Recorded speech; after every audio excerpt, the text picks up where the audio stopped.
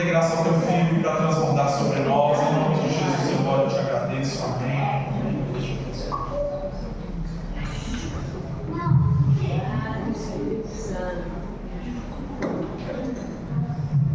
Glória a Deus, irmãos. A paz do Senhor, amém? Amém. Glória a Deus. Eu quero parabenizar a equipe de louvor, a Venância, a Carinha, a Du. Por que eu quero parabenizar, irmãos? A Rosa, os músicos? Porque o refletir da igreja é a consagração no altar. E às vezes, quando a gente vai ministrar, o nosso preparo ele não começa hoje quando a gente sobe aqui. Ele começa bem antes. Desde o dia que eu desci do altar aqui mês passado, eu já entrei em consagração por esse culto. Eu já comecei a orar pelo grupo de louvor. Já tem 30 dias que eu tenho orado por esse louvor de hoje. Sabe, irmãos? E falando com o Senhor, eu quero algo sobrenatural. Eu quero viver algo sobrenatural. Eu quero que você mova o meu coração para algo sobrenatural. A mensagem que vai ser ministrada aqui nessa noite foi forjada debaixo de muita lágrima, de muito jejum, muita oração, de muitas madrugadas de joelho no chão, irmãos. Porque o Senhor me deu uma experiência tremenda ao longo desses dias, que quando eu orava por uma mensagem, eu sentia um cheiro de comida azeda, podre, e eu começava a orar: Senhor, o que é isso? Eu não estou entendendo o que é isso, Senhor. E durante uns 20 dias eu comecei a orar sobre isso. Deus me disse uma palavra. Deus me disse o seguinte: que a igreja do Senhor, não a igreja Logos, a igreja do Senhor tem se apoiado em inteligência artificial para fazer mensagens e não no Espírito Santo. Muita gente tem se apoiado em inteligência artificial para fazer mensagens, mas quem é o dono da igreja é o Senhor Jesus. Foi Ele quem pagou o preço. E a mensagem dessa noite, irmãos, ela não foi forjada na frente de um computador. A mensagem dessa noite ela foi forjada em lágrimas, em jejum e oração. Amém? Feche seus olhos, vamos adorar ao Senhor. Pai, no nome de Jesus, nós queremos te exaltar, te engrandecer e te adorar nessa noite, ó Pai. Queremos declarar, Deus, que só Tu és o nosso Deus, ó Pai. Tu és o Alfa e o Ômega, Tu és o princípio e o fim, Tu és o médico dos médicos, Tu és aquele que ressuscita o morto, Tu és aquele que cura o cego, Tu és aquele que faz o paralítico voltar a andar, ó Pai. Deus, Tu és o arquiteto do universo, ó Pai. Tu és o Criador de todas as coisas, Pai. Tu és aquele, Senhor, o único que é digno de receber toda adoração, todo louvor, ó Pai. Deus, nessa noite, nós como igreja do Senhor, nós nos rendemos a Ti, ó Pai. Pai, nessa noite, como igreja do Senhor, ó Pai, nós nos entregamos a Ti, ó Pai. Porque só o Senhor, ó Deus, é o dono de nossas vidas. Só o Senhor, ó Deus, é o dono do nosso tempo, ó Pai. Não importa as circunstâncias, ó Deus, nós viemos aqui nessa noite para te adorar, ó Pai. Só o Senhor, ó Pai, é digno de toda adoração. Fale conosco nessa noite, ó Pai. Em nome de Jesus, em nome de Jesus. Amém, irmãos? Ainda tem muita lenha para queimar nessa noite, amém, irmãos? Glória a Deus. Coloca aqui para nós, canal, o tema. Irmãos, abram comigo, por favor, o livro de 1 Samuel, capítulo 13. O tema dessa noite é entre a espera e a queda. Quando a impaciência nos faz ultrapassar os limites de Deus. Entre a espera e a queda. 1 Samuel, capítulo 13, a partir do versículo 8. Todos acharam? Alguma misericórdia? Todos acharam? Amém? Então acompanhe comigo a leitura. Hebreus, capítulo 1 Samuel, capítulo 13, versículo 8, diz assim: Esperou Saul 7 dias segundo o prazo determinado por Samuel. Não vindo, porém, Samuel a Gilgal, o povo se foi espalhando dali. Então disse Saul: Trazei-lhe aqui o holocausto e a oferta pacíficas. E ofereceu o holocausto. Mal acabara ele de oferecer o holocausto, eis que chega Samuel. Saul lhe saiu ao encontro para saudar. Samuel perguntou: O que fizestes? Respondeu Saul: Vendo que o povo se ia espalhando daqui, que não tinha nos dias aprazados, e que os filisteus já se tinham ajuntado em Miqumas, Eliseu disse comigo: agora descerão os filisteus contra mim a Gilgal. Ainda não obtive a benevolência do Senhor, e forçado pelas circunstâncias, ofereci holocaustos.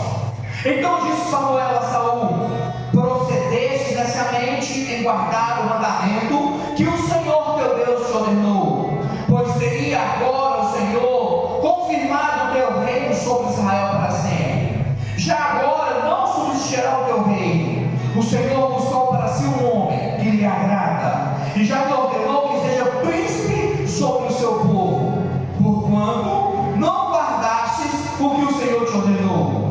Então se levantou Samuel e subiu de Gilgal a Gibeá de Benjamim. Logo Saul contou o povo que se achava com ele, cerca de 600 homens. Irmãos, eu quero contextualizar para nós entrarmos na mensagem. Samuel, ele foi o último juiz de Israel. Nós vamos lembrar que quando o povo atravessa o rio Jordão, morre Moisés, estabelece Josué, e depois de Josué foi estabelecido outros juízes, e Samuel é o último juiz de Israel. Samuel não era qualquer homem. A Bíblia fala que Samuel era da tribo de Levi, 2 Crônicas, capítulo 6:28. Fala que Samuel era da tribo de Levi, alguém que já desde o nascimento era nazireu, consagrado ao Senhor, preparado para estar na presença do Senhor. Porém, irmãos, Samuel, ele errava com os filhos como ele. Vamos lá em 1 Samuel capítulo 8. Volta alguns versículos aí, mantenha a Bíblia aberta, irmãos. 1 Samuel capítulo 8, versículo 1. Samuel, embora um profeta poderoso diante do Senhor, embora um juiz reto diante do Senhor, Samuel errou como pai. Diz assim, 1 Samuel 8:1. Tendo Samuel envelhecido, constituiu seus filhos por juízes sobre Israel. O primogênito chamava-se Joel, o segundo Abias, e foram juízes em Bezer. Porém, seus filhos não andaram pelos caminhos dele, antes se inclinaram à avareza e aceitaram subornos que perverteram o direito. Os anciãos de Israel, ao observar que Samuel já estava velho, e vendo que os filhos de Samuel não andavam em retidão perante eles queriam e escolheram um deles. O povo de Israel estava, como posso dizer, confuso naquele momento.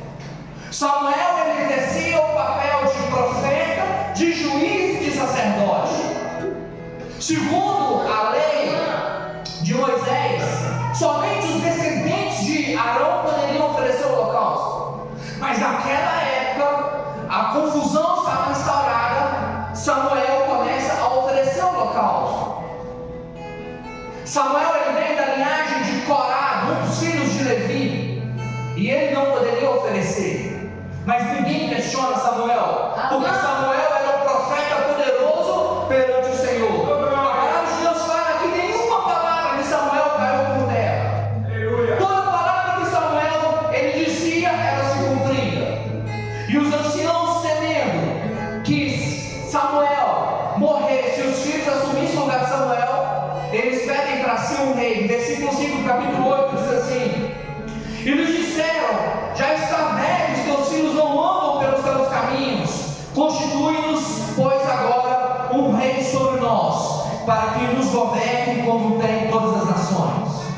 Os anciãos de Israel pedem para si um rei. Eles não querem mais que a descendência de Samuel governe. A Bíblia fala que Samuel se entristece, e Samuel ele vai para o secreto com o Senhor, e ele começa a orar, e Deus responde a Samuel: Samuel, não negaram a você, mas negaram a mim, o próprio Deus. Até então, irmãos, aqui nós estamos falando de um povo que era direcionado por Deus. Um povo, irmãos, que destruiu o maior exército da época, que foi o exército de Faraó. Um povo que foi escravizado durante 400 anos, mas quando acabou a escravidão, saíram de lá ricos.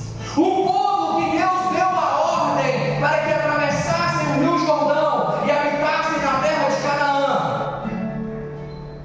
Os filisteus eram um povo poderoso, e o exército de Israel não era um povo poderoso. Se continuarmos a leitura aí no capítulo 13, a Bíblia vai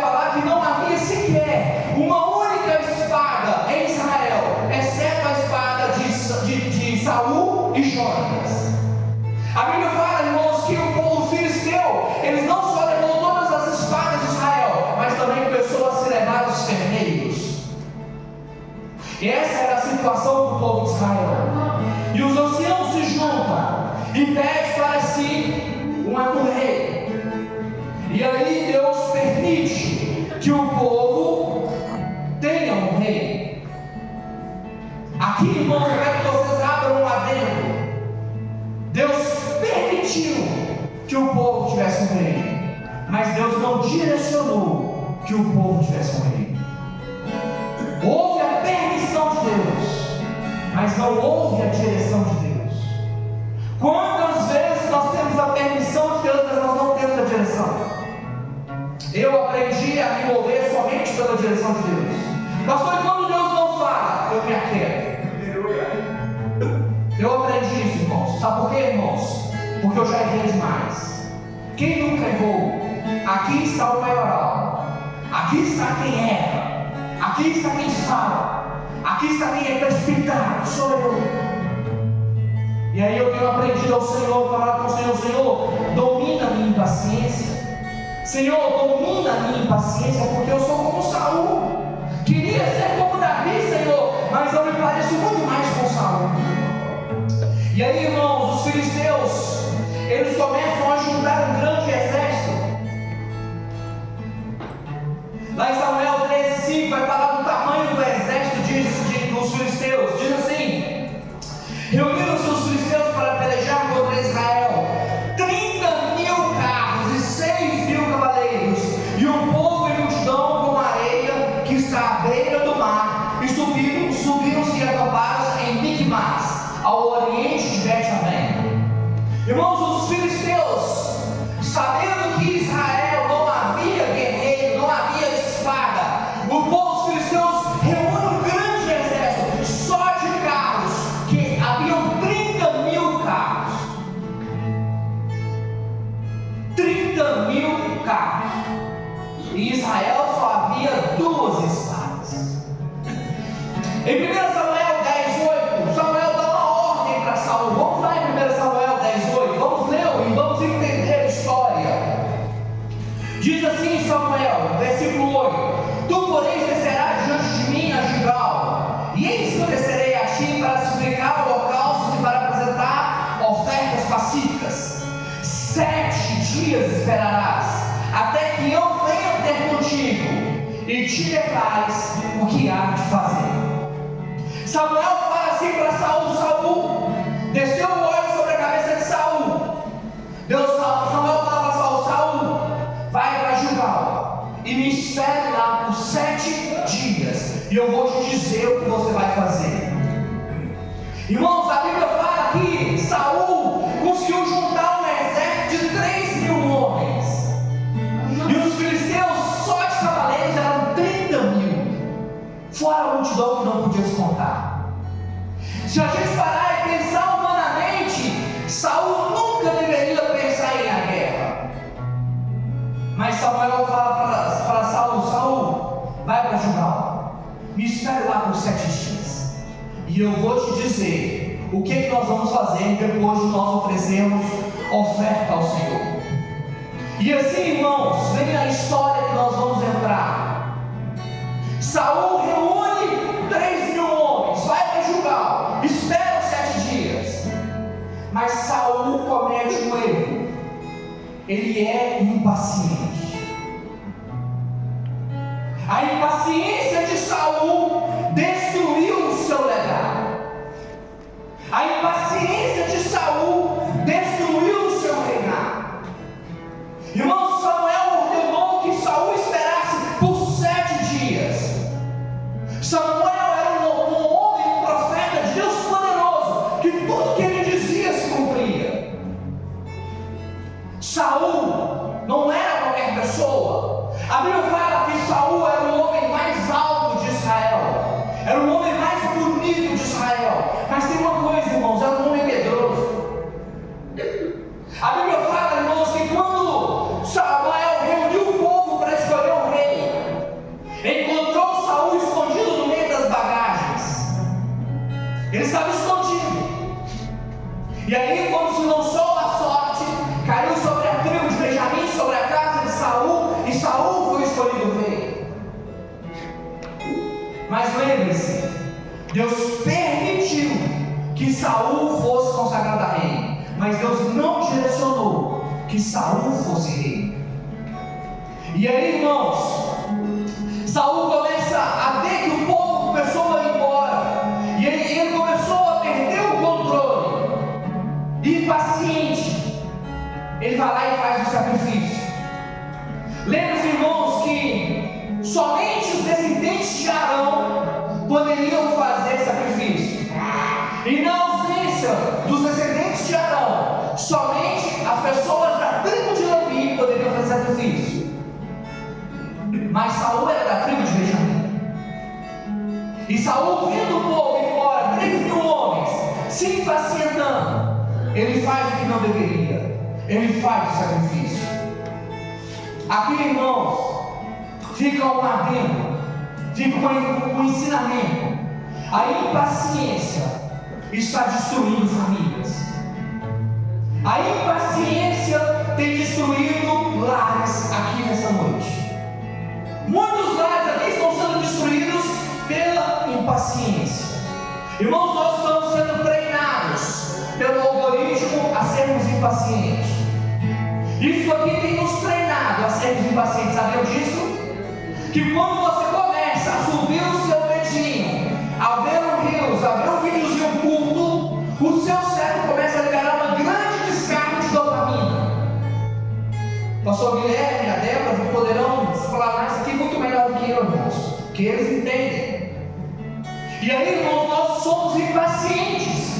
Quando nós vamos assistir um filme, quando nós vamos ler a palavra, a gente começa a ler um capítulo da Bíblia, ler o segundo capítulo da Bíblia, nós já corremos e pegamos o celular. Porque o algoritmo tem nos ensinado a ser impaciente. O comércio em geral, irmãos, tem nos ensinado a ser impacientes. Porque quando a pessoa ela quer comprar um bem, em vez dela parar, começar a juntar o dinheiro, não. Parcela em 24 vezes e diz assim: Deus proverá. A impaciência tem destruído lares, irmãos. Irmãos, a Igreja Batista da Lagoinha tem feito um mapeamento das igrejas no Brasil. E o André Valadão soltou alguns dados essa semana interessantíssimos. E um dos dados é que 68% da igreja, no geral, está viciada em jogos, bets e tigrinhos. Quase 70% da igreja está viciada em joguinhos. Quase 90% dos irmãos têm ou estão tendo acesso à pornografia. Irmãos, nós estamos sendo treinados a tirar conclusões precipitadas por causa das redes sociais. Nós começamos a repetir informações sem verificar a veracidade das informações. Eu estou te falando, irmãos, porque todo dia tem alguém me procurando para abrir um processo por calúnia de difamação. Todo dia tem alguém me chamando. Eu quero abrir um processo porque estão me caluniando. Eu quero abrir um processo. Me defenda porque abriu um processo contra mim. Porque estamos impacientes de sequer averiguar informações. E a impaciência, irmãos, está destruindo lares. A impaciência está destruindo famílias, casamentos. A impaciência está destruindo vidas financeiras. Nós precisamos, irmãos, de voltar a aprender a sermos pacientes. Saul recebeu uma ordem: aguarde 7 dias. Mas Saul foi impaciente. E a Bíblia fala, irmãos, no versículo 13, que ele não soube ouvir. Samuel chega. Quando Saul acaba de oferecer o holocausto, Samuel chega e Samuel pergunta: o que você fez? A impaciência de Saul destruiu o seu legado. Mas pastor, eu reconheço que eu sou impaciente. Como que eu vou resolver isso? Gálatas 5:22. Mas o fruto do Espírito é alegria, paz, mansidão, longanimidade. Longanimidade, o que é, irmãos? Paciência. Pastor, eu estou destruindo meu casamento porque eu sou impaciente nas minhas palavras. E geralmente as mulheres são muito impacientes. Ela pede uma coisa para o marido e ela acha que tem que ser no tempo dela. Irmão, deixa eu explicar uma coisa para vocês. 3 meses para nós é rápido. Sabiam disso, irmãs? 3 meses para nós, opa, estou dentro do prazo. Sabia que existe um sindicato de homens que fala que se você tiver que subir uma escada para consertar qualquer coisa na sua casa, o prazo é de 6 meses? É o sindicato, irmãos. É o sindicato dos homens que fala que nós temos um prazo de 6 meses. E se passar do telhado para cima, o nosso prazo é de 24 meses. Então, irmã, seja um pouco mais paciente, porque o nosso sindicato, que nós nascemos com ele nos dá um prazo. É assim lá em casa, irmãos. Em casa tem rotina. Rotina, irmãos. Porque criança precisa de rotina. Aí a moça pensa assim: eu estou trabalhando, trabalho em casa, irmão, home office. A moça fala assim: amor, prepara a água do ar para tomar banho para mim? Eu já vou, amor. E eu tô lá, irmãos, digitando uma peça principal, pensando. Irmãos, dá 3 minutos, 3, não dá nem 5. Já preparou a água? Irmãos, ela viu que eu nem levantei da cadeira, irmãos. Aí dá 10 minutos, 10 minutos. A água tá pronta? Eu, amor, calma, eu já tô indo. Quando dá 15 minutos, mas você não faz nada nessa casa, né? Mas eu tô trabalhando, irmãos. Aí eu respiro, calma, vou lá e preparar a água do menino e falo assim: tá pronta a água? Tô pronto. Posso voltar? Pode. Aí eu volto, irmãos. Quando eu sento, aí ela grita lá do outro lado: amor, eu acabei de perguntar se tá tomando alguma coisa, irmãos. Aí ela grita assim: amor. Aí eu fingi de surdo, que esse, irmãos, é uma qualidade que Deus deu para o homem casado. Homem, se você é solteiro, vai chegar a sua vez. Nós casados já estamos treinados, irmãos, a nos fingir de surdo. Não é assim, homens? O Lucas, ele é recém-casado, ele vai aprender ainda essa técnica. Quando ele for gritar assim: ô Lucas, ele vai fingir mesmo com ele. Aí eu fico calado, irmãos. Aí ela grita de novo: ô amor! E eu lá, põe um foninho de ouvido, tô calado. Aí ela vai me liga no celular, irmão, já tá no quarto do lado. Aí ela vai me liga no celular. Aí hoje eu falei com ela: essa casa tem 2 Saúls, eu e você. Somos impacientes, irmãos. Mas a Bíblia, irmãos, fala que o fruto do Espírito é longanimidade. Mas a Bíblia não para aí, irmãos. A Bíblia fala que também o fruto do Espírito é o domínio próprio. Nós temos que aprender a nos dominar. A Venância, ela fez uma oração aqui no início do louvor: ao Senhor, dos livros de nós mesmos. Essa é a minha oração diária, irmãos. Nós temos que aprender a nos dominar.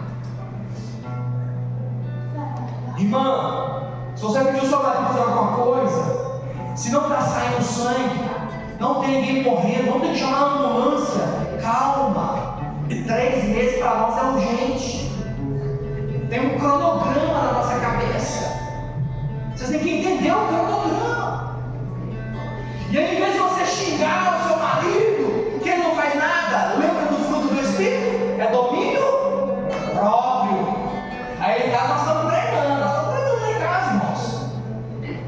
Aí quando começa a murmurar, a gente fala: opa, fecha a boca, domínio próprio. Aqui em casa nós não murmuramos. Aí Deus vai me dar um azar. Talvez os mais íntimos já passaram reclamando, irmãos. Quando ele começa, ele não para. Não para, irmãos, não para. Não para, irmãos. É um negócio incrível, criatividade. Tá aflorando a vida do garoto. E ele começa a falar: mas fulano faz isso, mas esse não concordou. Mas eu vou ligar da minha avó. Eu vou ligar com o seu pastor. Essa hoje, por exemplo, eu vou ligar com o seu pastor. Aí eu perguntei assim: quem é meu pastor? Aí ele não lembrou, eu falei assim: então eu vou ligar para o pastor da Esther, que é o Manuel. Ele não sabia, né? Aí ele estava assim: ô pai, quando a gente estava orando pelo pastor Marquinhos, irmãos. Aí orando, eu falei assim: o que você sabe do pastor Marquinhos? Aí ele vai e fala assim: não, a minha amiga Esther me contou que o pastor dela está doente, sofreu uma facada, teve que orar. Vamos orar, irmãos. Aí eu acho que ele lembrou disso, aí eu pensei: eu vou ligar para o seu pastor. Então, pastor, eu estou confessando aqui um pecado, viu? Que daqui a pouco ele vai te comer. Não sei qual de vocês, mas ele falou que vai me entregar hoje. Então, irmãos, voltando aqui para o texto, a impaciência de Saul matou o legado dele. Porque Deus, Samuel, deu uma única ordem para Saul: Saul, espere 7 dias. E não bastando, irmãos, que Saul não conseguiu esperar, ele desobedece. Ele desobedeceu. Quando nós lemos a palavra do Senhor, irmãos, nós vamos ver aqui no versículo 12, versículo 13: então disse Samuel a Saul: procedeste neciamente em não guardar o mandamento do Senhor. Muitas das vezes, irmãos, nós não entendemos e precisamos de entender que a desobediência, ela gera a ruína. Saul, irmãos, além de ele ter sido impaciente em aguardar, ele desobedece o mandamento, porque ele sabia que ele não era a pessoa certa para fazer o sacrifício. Ele sabia que não competia a ele fazer o sacrifício. Samuel já tinha avisado para ele: me aguarde, e eu farei o sacrifício ao Senhor, e vou te orientar como você vai vencer um exército. E ele vai lá e desobedece. Saul recebeu uma ordem clara, que era esperar. E tudo, irmãos, que ele tinha que fazer era esperar. 1 Samuel capítulo 10, versículo 6. 1 Samuel capítulo 10, versículo 6. Acompanha comigo. Olha quem era Saul. Versículo 6 diz assim: o Espírito do Senhor se apossará de ti e profetizará com eles, e tu serás mudado em outro nome. Quando esses sinais te sucederem, faz o que a ocasião te pedir, porque Deus é contigo. É Samuel falando para Saul. Vai lá no versículo 10. Aí diz assim no versículo 10: chegando eles a Gibeá, eis que um grupo de profetas lhes saiu ao encontro, e o Espírito de Deus se apossou de Saul, e ele profetizou no meio deles. Irmão, Saul era um homem que foi usado por Deus. A Bíblia está dizendo, irmãos, que o Espírito de Deus se apossou de Saul. Samuel tinha falado assim para Saul: Saul, você vai profetizar, o Espírito de Deus vai te dominar, e você será mudado em um outro homem. Saul, irmãos, era alguém que tinha experimentado, ter uma experiência com Deus. Obrigado, sério. E aqui, irmãos, fica um aprendizado: ser usado por Deus não garante salvação para ninguém. Pastor, eu toco, pastor, eu canto, pastor, eu prego, pastor, eu faço isso. Mateus 7:22 fala assim: apartai-vos de mim, maldito, porque eu não vos conheço. Mateus 7:22 diz assim: muitos me dirão naquele dia: Senhor, Senhor, não profetizamos nós em teu nome não expulsamos demônios, em teu nome não fizemos muitas maravilhas. Versículo 23: então lhes direi abertamente: nunca vos conheci, apartai-vos de mim, por vós que praticais a iniquidade. Iniquidade, irmãos, é um pecado que você pratica ele sabendo que é pecado reiteradamente. Porque pecado todos nós pecamos. Romanos 3:23: e todos nós carecemos da glória de Deus. Todos nós vamos pecar.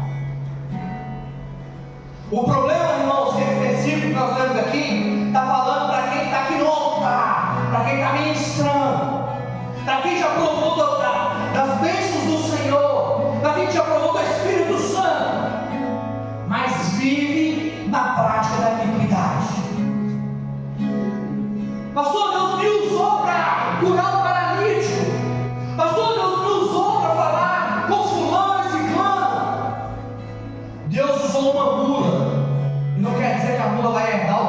céus.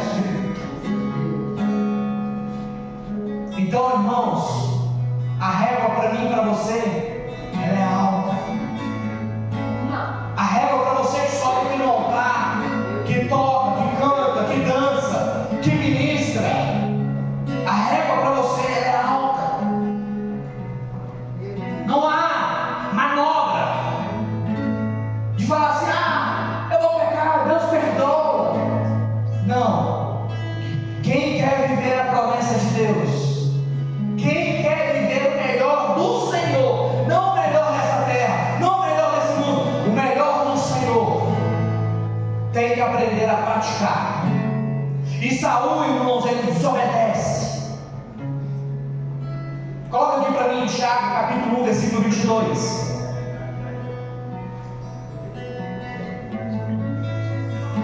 Até o verso 24, vamos ler Tiago capítulo 1, versículo 22. Irmãos, nós temos que aprender não apenas a ouvir a palavra de Deus, mas praticar a palavra de Deus. O pastor Guilherme tem inculcado na cabeça dos irmãos a Bíblia. Diz assim: e sede cumpridores da palavra, e não somente ouvintes, enganando-vos com falsos discursos. Versículo 23. Que se alguém é ouvinte da palavra e não cumpridor, é semelhante ao varão que contempla ao espelho o seu rosto natural, porque se contempla a si mesmo e foi-se, logo se esqueceu de como era. Não basta você ouvir a palavra domingo após domingo e não a colocar em prática. O pastor Marcelo pregou um tema aqui. Quem estava aqui, eu fiquei admirado com aquela mensagem. Ele falou sobre os 3 níveis de salvação. Você entrega a sua vida para Jesus. O segundo nível é a santificação. Sede santo, pois eu sou santo. Hebreus 10, 24. Diz assim, Hebreus 10, 24 fala aqui. Vamos lá, irmãos, cujo versículo aqui acontece, viu, irmãos?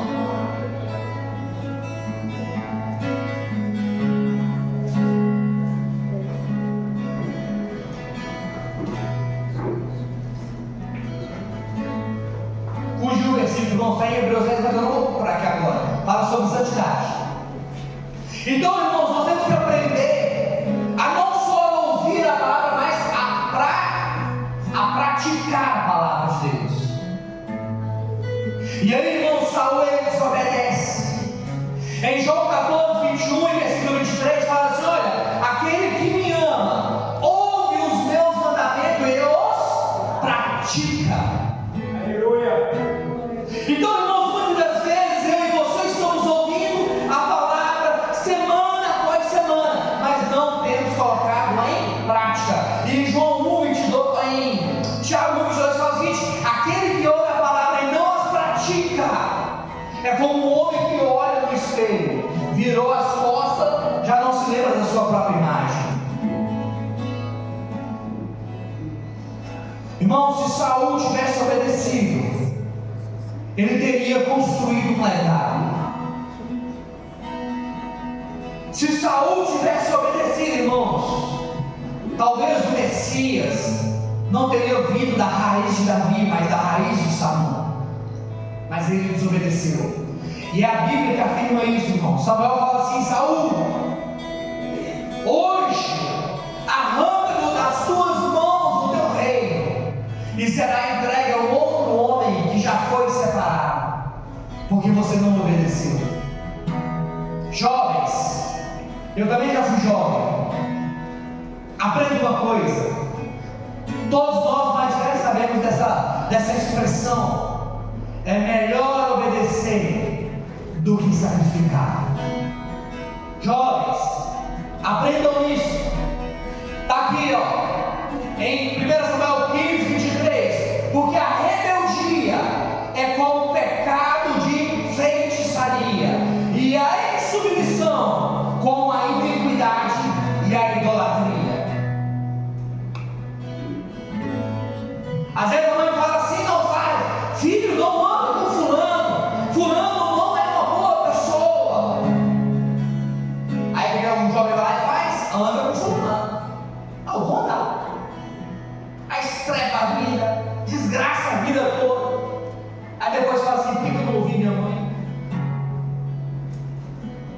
Irmãos, a rebeldia é rebelde no seu coração? A Bíblia te chama de feiticeiro.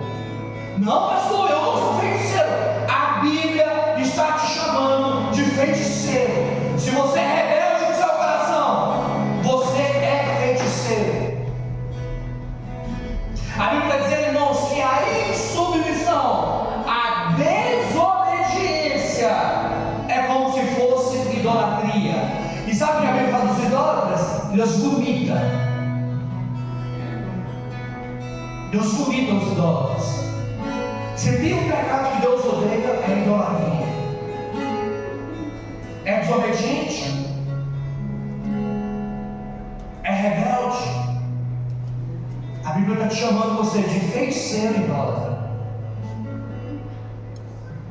E tem um cantinho só para essa classe aqui, que eu não vou pregar sobre isso aqui.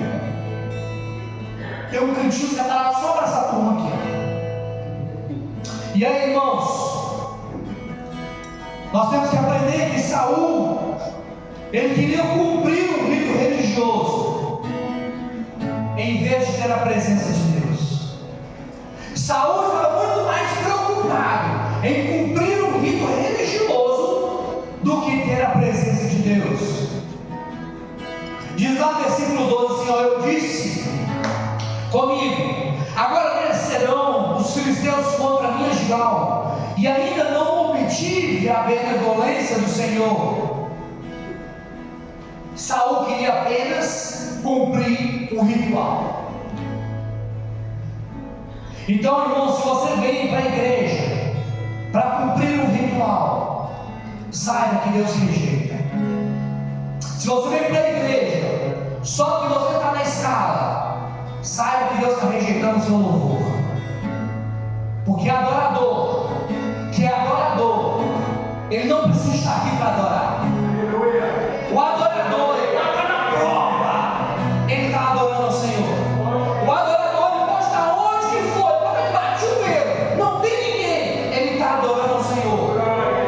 E Deus diz, a palavra diz que o Senhor está em busca de verdadeiros adoradores, que o adorem em espírito e em verdade.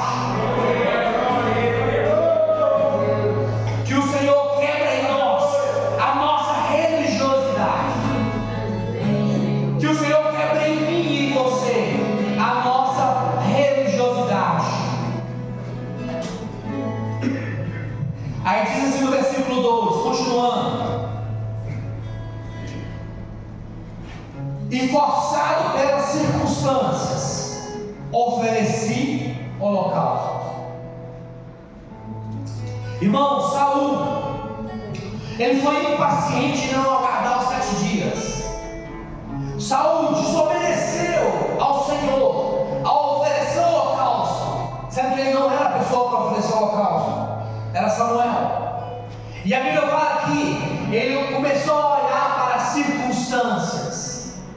Imagine você, irmãos, que você está do lado, em Gilgal, do outro lado tem um outro exército. Aqui com você tem 3.000 homens, do outro lado tem 30.000 cavaleiros. Humanamente, quando você olha para o outro lado, você vai falar o quê? Eu? Ir para a guerra? Eu não vou não. Não é assim, irmãos? Porque nós gostamos de números, nós gostamos de multidão, nós gostamos de olhar números.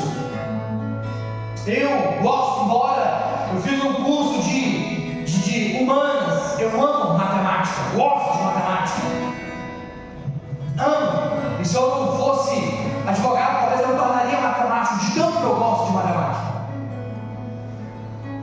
Função de primeiro grau, função de segundo grau, está aqui na cabeça até hoje, irmãos. E já formei há 1 milhão de anos atrás.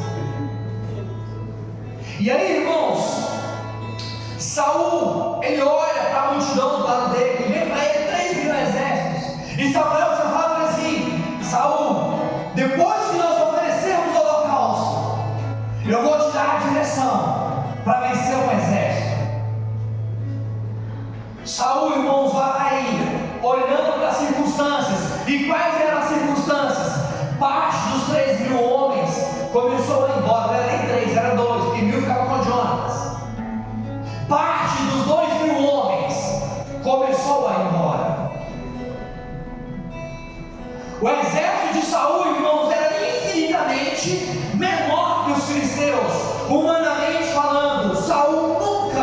venceria o exército dos filisteus. Nunca, humanamente falando. Se Saul, irmãos, tivesse se curvado diante do Senhor, eu creio, irmãos, que ele venceria. Eu creio. Porque se você continuar lendo depois na sua casa, vai ver que Davi tinha 600 homens, estavam escondidos na caverna de Adulão. Uma cidade chamada Keila é invadida por um exército, o exército dos filisteus. E Davi ora ao Senhor e fala: Senhor, irei eu contra a cidade de Keila e os livrarei dos filisteus. E Deus diz: pode ir, que vai livrar. A Bíblia fala, irmãos, que Davi vai à cidade de Keila e vence o exército dos filisteus com 600 homens. Então, se Saul não tivesse olhado para as circunstâncias, mas olhado para o Senhor, eu creio, irmãos, que ele teria saído vitorioso. Saul olhou para as circunstâncias e não para a promessa de Deus. Tem muita gente aqui que está deixando de viver o seu chamado, a sua promessa, porque tem olhado para as circunstâncias. Irmãos, se você quer viver a promessa de Deus, vai ter que largar certas amizades. Irmãos, se você quer viver a promessa de Deus, o seu chamado, vai ter que sair de certos ambientes. Irmãos, se você quer viver a promessa de Deus, vai ter que mudar de postura, vai ter que mudar as suas vestes. Irmão, se você quer aprender a viver a promessa de Deus, vai ter que aprender a esperar, vai ter que aprender a obedecer. Tem gente abrindo mão do chamado porque não quer trocar de ambiente. Tem gente que está abrindo mão do chamado porque não quer obedecer, não quer esperar. Quer viver a promessa de Deus, irmãos? Aprenda a mudar de ambiente. Aprenda a largar certas amizades. Deus diz para Abraão assim: Abraão, sai do meio da tua casa, da casa do teu pai, do meio da tua parentela, e vai para a terra que eu te mostrarei. Deus falou para Abraão assim: Abraão, sai do meio da tua casa, sai do meio do ambiente, sai do meio da tua terra, do meio da terra do teu pai. Mudança de ambiente, irmãos. Abraão só poderia viver a promessa de Deus se ele trocasse o ambiente que ele estava. Irmãos, talvez você hoje fala assim: pastor, eu não sou influenciado pelo ambiente, mas talvez é influenciado pelo celular. Talvez você é influenciado pela rede social. Você começa a olhar a rede social e fala assim: todo ano o pessoal viaja e eu estou aqui. Não é assim? Todo ano a gente vê o pessoal viajando. Em janeiro você está aqui. Aí o que a gente pensa? Não, eu estou vivendo errado. Aí você começa a olhar aqueles casamentos perfeitos. Aí você olha para lá e fala assim: meu esposo não faz isso, meu esposo não faz isso. Aprenda, irmãos, a esperar, a obedecer. Pare de olhar para as circunstâncias. Essa semana eu fui aconselhar um pastor, e esse pastor falou comigo assim: pastor, antes eu quero tirar a minha vida. E eu falei assim: amado, não faz isso. E quis entender o que estava acontecendo com ele. E eu me lembrei do pastor Ricardo. O pastor Ricardo teve um podcast, teve algumas 2 ou 3 semanas. E eu até falei assim: olha, lá na igreja tem o pastor Guilherme. E eu indico o pastor Guilherme para todo mundo, irmãos. Qual o problema, pastor Guilherme? Se você é pastor Guilherme, irmãos. Eu indico ele, eu indico os meus sócios. Todo mundo pergunta. E aí eu falei assim: pastor, está aqui. O pastor Guilherme é um pastorzão, e além de ser pastorzaço, ele entende as dores da alma. E aí eu perguntei para ele assim: e por que você não vai no psiquiatra? Aí eu falei assim: pastor, eu tenho vergonha de ir no psiquiatra procurar ajuda. E eu falei: por que você tem vergonha? E ele falou assim: a maioria dos psiquiatras são ateus, eu já fui em alguns, e toda vez que eu chego lá eu minto. E eu perguntei assim: por que você mente? Eu tenho vergonha de falar que eu sou pastor. Eu tenho vergonha. Porque o psiquiatra vai olhar para mim e falar assim: aqui, o seu Deus não é poderoso para te curar. E aí ele vai e me procura e fala assim: pastor, eu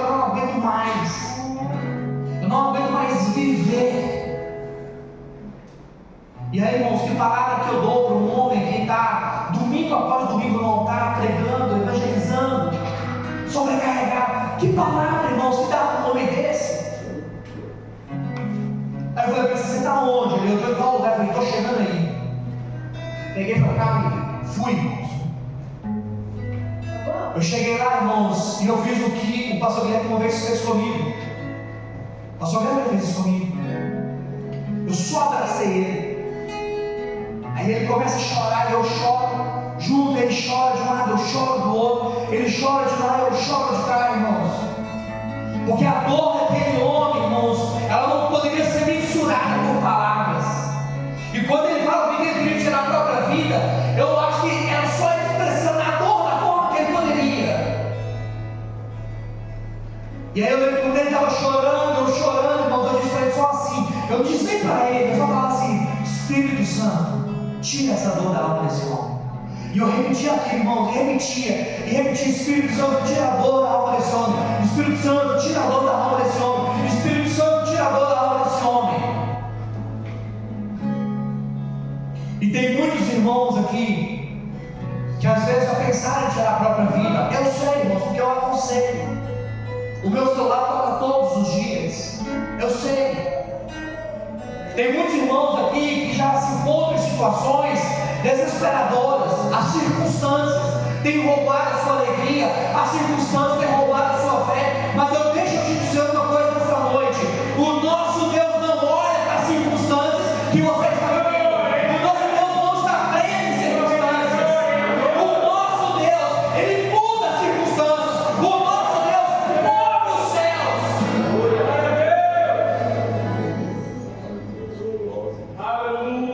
Irmãos, eu não sei como é que está a sua alma, eu não sei do tamanho da sua ferida, mas procure o pastor Guilherme.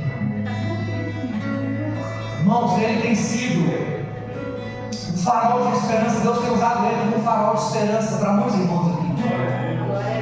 Ele está tentando, irmãos. Nós já estamos no mês 8, tem 10 meses que ele está tentando levar a fazer jiu-jitsu. Tem 10 meses, irmãos, ele está tentando, irmãos, e ele vai conseguir um dia. E um dia, irmãos, ele me abraçou e ele me deu uma palavra e me disse: vem comigo, está me fazendo bem, vai te fazer bem. Porque tem pessoas, irmãos, que são intensas demais, vivem demais, e eu sou uma dessas pessoas, irmãos, sou intenso. Quando eu amo, irmãos, eu amo, irmãos, eu amo de doer. Sabe, irmãos, e aqui tem irmãos que são intensos. E às vezes a gente até sofre, irmãos. E quando alguém me conta um problema, eu sofro tanto quanto o irmão. Às vezes o irmão ele acha que está sofrendo sozinho, mas não está sofrendo sozinho, irmãos. Eu sofro junto. Quando alguém, irmãos, compra algum bem e mostra, irmãos, é como se eu tivesse ido lá e comprado. Irmãos, está em mim a alegria, algo que Deus pode mudar para nós. Eu acho que Deus colocou isso para dos pastores e das pastoras, que é como se eu tivesse adquirido, irmãos. Eu lembro que a outra estava grávida, já entrando no 9º mês, o pastor Gabriel deu a notícia de uma irmã que perdeu o seu bebê. Irmãos, como eu chorei! Porque eu imaginei como é que se eu tivesse perdido o meu bebê. Eu nem sei quem é a pessoa, irmãos. E às vezes você é intenso como eu. Deixa eu dizer uma coisa para você: há esperança. Eu já vou encerrar, irmãos. Há esperança. Saul, irmãos, ele estava querendo agradar a homens. Quando Saul olha para as circunstâncias, Saul estava se importando muito mais em agradar aos homens do que obedecer a Deus. E aí, irmãos, Saul, ele olhando as circunstâncias, querendo agradar a homens e não a Deus, ele faz o sacrifício. A Bíblia fala que Samuel fala assim: Deus te rejeitou. Saul é reprovado pelo próprio Deus para assumir o chamado. A rejeição dói. Eu já contei minha história aqui muitas vezes, não vou repetir a minha história. A rejeição dói na alma. Quem é filho é rejeitado. E hoje, irmãos, como eu mais velho, no início eles se sentiam rejeitados, porque o mais novo chegou e requer um bebezinho, requer mais cuidado.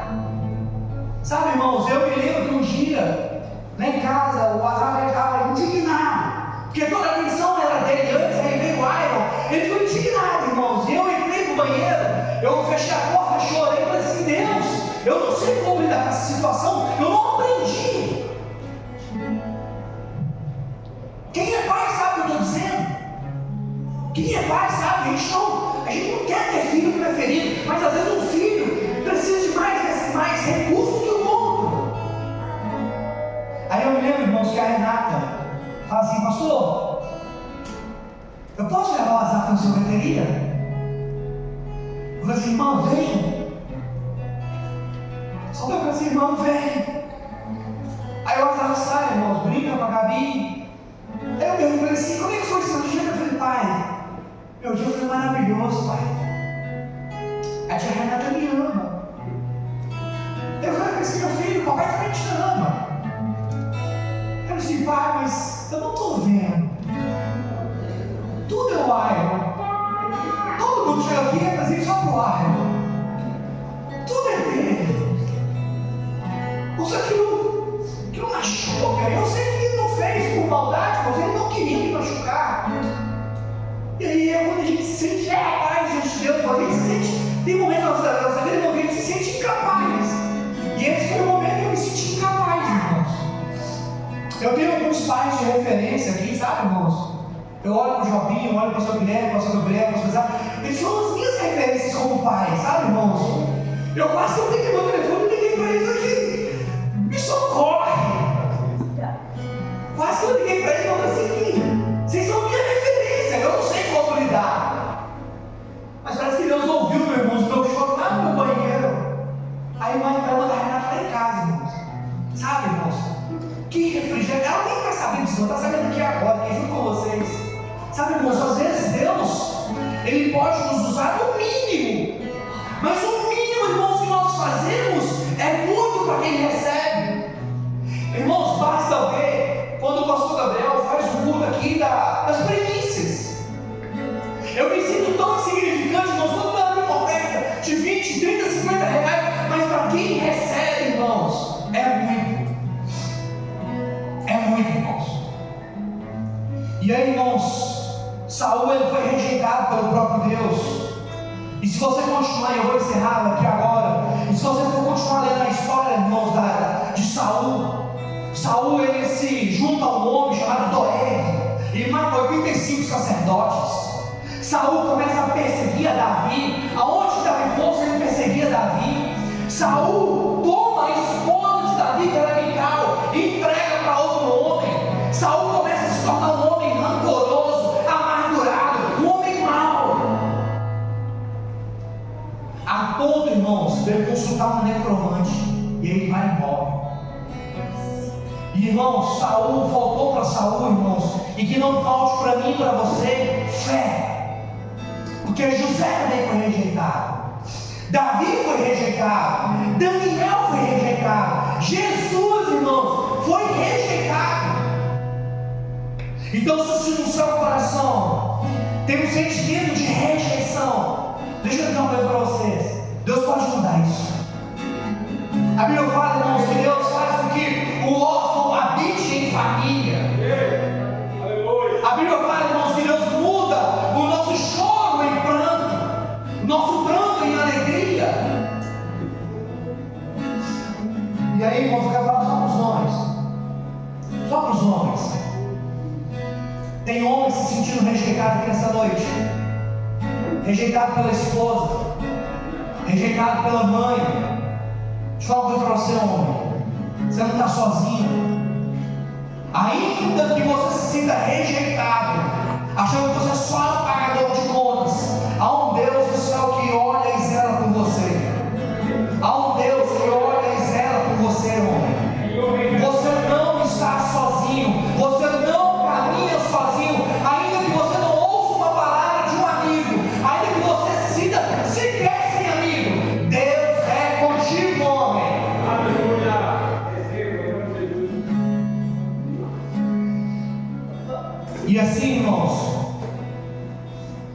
Saul, depois de passar por tudo isso, e oferecer um sacrifício que ele não deveria, ele não se arrepende. A Bíblia fala que Saul, você vai continuar lendo, ele não se arrepende. A Bíblia fala no versículo 15 que Saul vai lá e conta o exército que estava com ele, e tinha com ele 600 homens. Saul tentou manter o seu reino em sua própria força e não na força do Senhor. Tem gente aqui, irmãos, tentando segurar o casamento na própria força. Solta e entrega para o Senhor. Tem gente tentando segurar o filho na própria força. Solta em nome de Jesus e entrega para o Senhor. Entrega para o Senhor. Nós não conseguiremos fazer a obra do Senhor na nossa própria força. Nós não conseguiremos, irmãos.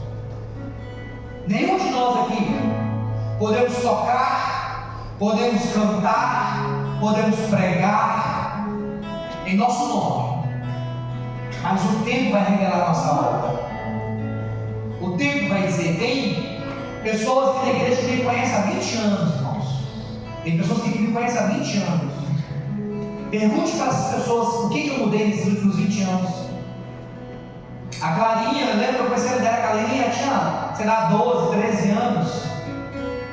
12, 13 anos, olha aqui. Aí eu vi o Felipe aqui do lado aqui. Falei, gente, esse menino é um intercessor. Esse menino é um adorador. Subiu aqui no altar, foi do lado da mãe dele aqui. Falei, olha ali, que bênção. E nós temos que estar prontos, irmãos, para a nova geração que vai assumir essa igreja. Aleluia. A nova geração vai assumir na força do Senhor e não na nossa força, irmãos. Deus chama, Deus capacita, mas é preciso obedecer e aprender a esperar. Às vezes está questionando assim, Deus, eu fui para a igreja Batista Logos, estou sentado no banco há 3 meses, há 6 meses, há 1 ano, há 2 anos, e eu não sei o que eu estou fazendo lá. Calma, Deus sabe por que você está aqui. Ainda que o pastor Gabriel não sabe por que você veio, o pastor Isaac não sabe por que você veio, eu não sei por que você veio. Calma, Deus sabe por que você está aqui dentro. Amém, irmãos? Então, irmãos, para encerrar, que nós possamos aprender a obedecer e a esperar no Senhor. Vamos ficar de pé em nome de Jesus. Quero chamar o pastor Gabriel aqui e o grupo inteiro de louvor, irmãos. Eu quero que você feche seus olhos agora, irmãos. Eu quero que você entenda o que está acontecendo aqui neste lugar. Saul, irmãos, ele começou a olhar para as circunstâncias, e Saul não começou a olhar para o Senhor. Saul, irmãos, ele não soube esperar. Às vezes você está destruindo a sua casa, você está destruindo as suas finanças, você está destruindo a sua família, porque você ainda não aprendeu a esperar no Senhor. Mas essa noite há uma palavra para você. Aprenda a esperar. Acalma o seu coração. Eu não sei o seu fardo, eu não sei o tamanho do seu problema, mas eu quero dizer uma coisa para vocês. Há um Deus aqui nessa noite. Esse Deus já se manifestou no nosso meio. Esse Deus já está passeando no nosso meio. É esse Deus que nós temos que entregar os nossos problemas, irmãos. Amém? Feche seus olhos, eu quero orar por você. Feche os olhos, amém? Pai, no nome de Jesus, nessa noite eu quero louvar o teu nome, te adorar e pedir ao Senhor, Deus, muda o nosso coração, ó Pai. Pai, no nome de Jesus, começa a trabalhar no meio da tua igreja. Começa a trabalhar no meio do coração dos irmãos, ó Pai. Pai, quantas famílias, ó Deus, que estão sendo destruídas, ó Pai, porque não sabem esperar, porque não sabem obedecer, porque não sabem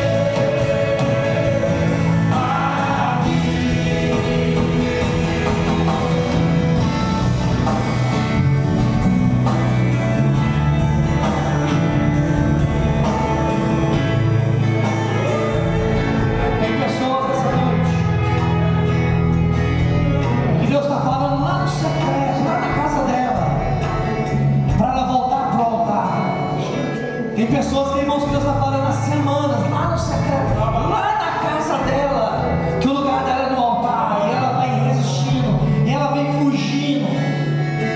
Deus está falando há muitos anos, há muito tempo com essa pessoa, irmãos. Eu não vou falar quem que é. Deus está falando lá no secreto: volta, filha, volta, filha, volta, filha. Minha irmã, ainda que ninguém tenha ouvido a sua oração, o nosso Deus te vê no secreto, minha irmã. Ainda que ninguém tenha ouvido a sua oração, minha irmã, Deus está te vendo no seu secreto. A missionária Aline falou um versículo ontem comigo e ele ficou encravado na minha memória. Deus traz à existência coisas que não existem. Deus traz à existência coisas que não existem. Senhor, nós nos entregamos ao Senhor. Pedimos a Ti, ó Deus, queima em nosso meio, Senhor. Queime em nossos corações tudo que te desagrada. Nos ajuda, Senhor, a ser obedientes. Nos ajuda, Senhor, a ser longânimos. Nos ajuda, Senhor, a ter domínio próprio, Pai. Deus, em nome de Jesus, não queremos ser parecidos com Saul, mas, Senhor,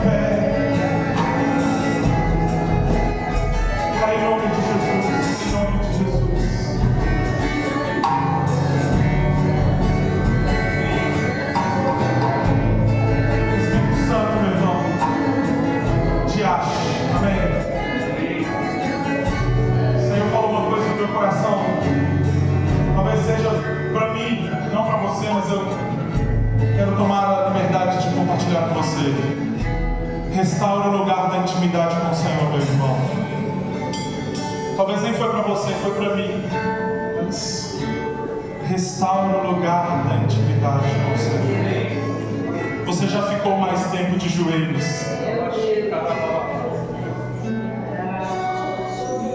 Você já chorou mais.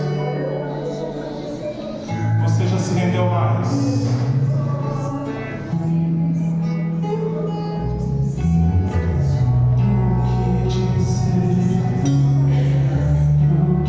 Para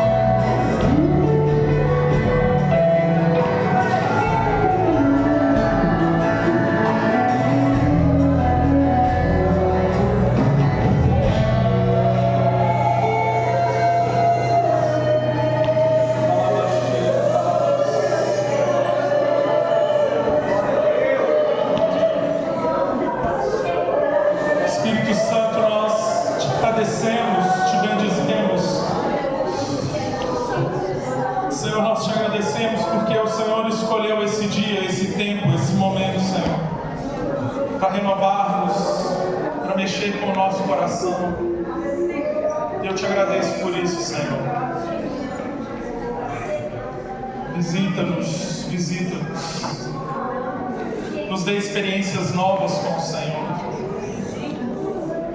Como foi dito aqui nessa noite, Senhor, que aprendamos a não viver de ansiedade, mas de espera. Não de movimento religioso, mas de relacionamento com o Senhor. Senhor, em nome de Jesus, Pai, ache-nos aqui, Senhor, dispostos e disponíveis para esperar. Esperar 7 dias ou mais, a não fazer o que queremos fazer ou mesmo o que sabemos fazer, mas fazermos o que o Senhor nos quer fazendo. Façamos o que o Senhor quer que façamos, em nome de Jesus. Obrigado, Jesus. Obrigado, Jesus. Que até quando nos repreende, nós sentimos o seu amor. Até quando o Senhor nos repreende, nós entendemos o seu amor por nós. Em nome de Jesus. Em nome de Jesus. Vamos aplaudir o Senhor.